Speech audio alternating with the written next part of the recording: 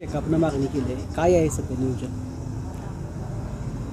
शेतकरी कामगार पक्षाचे सरचिटणीस भाई जयंत पाटील साहेबांनी महाविकास आघाडीचे नेते, देशाचे नेते माननीय शरदचंद्रजी पवार साहेबांकडे इंडिया आघाडीतून माढा लोकसभा मतदारसंघ हा शेतकरी कामगार पक्षासाठी सुटावा ही मागणी केलेली आहे आणि डॉक्टर अनिकेत देशमुख यांच्यासाठी आम्ही आग्रही आहोत आणि जागा सुटल्यानंतर आम्ही लाल बावट्याच्या चिन्हावरती हा माढा लोकसभा मतदारसंघ लढणार आहोत। आज मोहिते पाटील, धैर्यशील मोहिते पाटील सांगोल्यामध्ये आहेत, त्यांना पण प्रचार करायला सुरुवात केली, ते नाराज आहेत। काय असं तुमचं त्यांचं काय बोलणं झालं आहे का? काय भविष्यात ते येऊ शकतात का महाविकास आघाडी? मोहिते पाटलांचं घराणं हे खूप मोठं आहे। सहकार महर्षी पासून विजयदादा, आता रणजितदादा, आता धैर्यशील भैया आणि त्यांच्या सर्व कुटुंबातले सदस्य, एकंदरीत मोहिते पाटील कुटुंबाचा पश्चिम महाराष्ट्रावरती खूप मोठा इम्पॅक्ट आहे।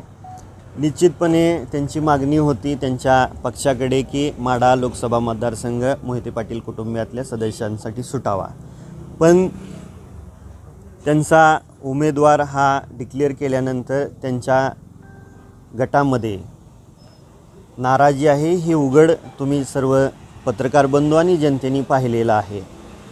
त्या पद्धतीने त्यांनी रणनीती आखली, ते माढा मतदारसंघातील विविध भागामध्ये दौरे करत आहेत।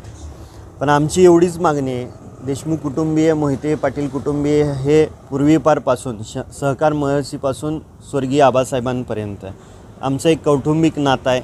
आम्ही राजकारणापलीकडे कौटुंबिक नातं जपण्याचा आमचा प्रयत्न आहे।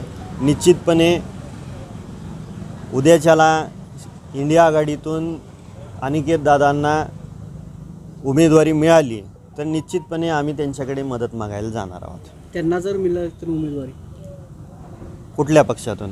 इंडिया आघाडीतून। आम्ही इंडिया आघाडीशी एकनिष्ठ असणारा हा शेतकरी कामगार पक्ष आहे।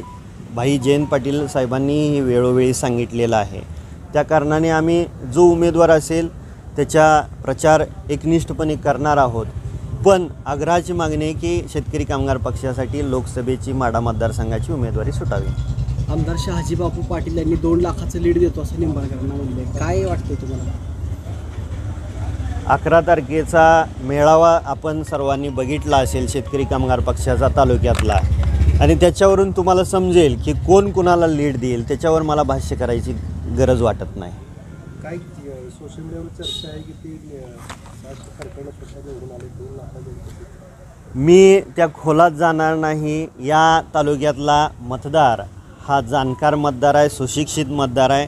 मतदार काय, कुणाची कशा पद्धतीने पार्सल कुठं पाठवायचं आणि कुणाची जागा कुठं दाखवायची हा मतदार मतदानाच्या रूपाने दाखवून देईल। त्याच्यामुळे मला त्याच्यावर भाष्य करण्याची मला गरज वाटत नाही।